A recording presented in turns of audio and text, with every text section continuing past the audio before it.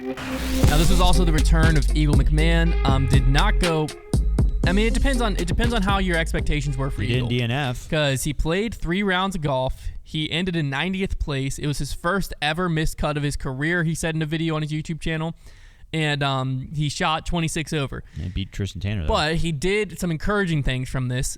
He did on that YouTube video say that like the only weird stiffness type pain, anything he felt was his back, his arm, his body, everything felt good all weekend, which is that's a win. That's a W if you're an Eagle fan. That's a win if you're Eagle. It seemed like if you want to put an excuse on something, it seemed like a lot of it came down to really rust. This was his first tournament back. And he had been doing a lot of his playing and practicing in Colorado. So he was learning his bag at elevation and then came down to earth, if you will. Which I will say, and that is drastically now different. that we went out to elevation and got to experience that firsthand, it was confusing for me as well. I think if you're Eagle, here's the good news is you got it out of the way. It can't get any worse than this, really. How long is his window before you're like, okay, you should be back now? How many tournaments you give him? Well, so we don't know if he's playing DDO, then OTB. Yeah, I don't know if he's playing DDO or not. He was talking like he was going back home in that video I watched, but I thought he was playing DDO. What's he have on there at least? OTB's is next. So May 17th, OTB Open, and then the Portland Open 2 weeks after that. I think Portland is probably, that makes sense to be kind of the homecoming, right? So give him a week of rest, another warm up at OTB, and he could be a threat already at OTB, very open course. I think, let's call it this. I'm going to call it this. Week of rest, week of confidence building. I think he's a threat at Portland. Okay, so because OTB is, again, when OTB happens, what finishing place would you give him of like, ooh, it should have been better? Like anything? I think he should be inside of the top 20 at OTB. Okay, yeah. So OTB, you're already back to top 20. Portland, back to a threat.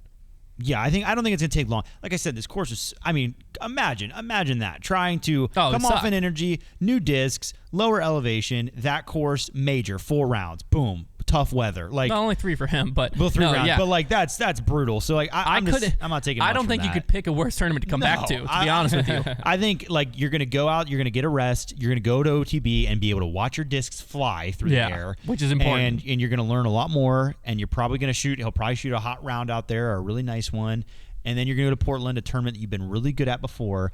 As long as you know which disc rolls on the ground, you're going to have some success out there. And then, yeah. Well, I think what's hard is like it's really hard to learn a bag if a disc flips up and it flips into a tree, you don't know what the rest of that flight looked like. Did it flip over? Like we don't know. So then you get to a different hole, and you're like, well, this one flipped before, but then you find out that it was going to flip and like burn, not flip and cruise. Like that's a really hard spot to learn a bag. And you can just tell from in the bag that he did, he's still got like one of every mold in his bag. Like he's not nearly decided on what he really likes yet, and he hasn't had time to season them in. Like I'm sure there's a lot of decision making because he is a mold minimalist guy.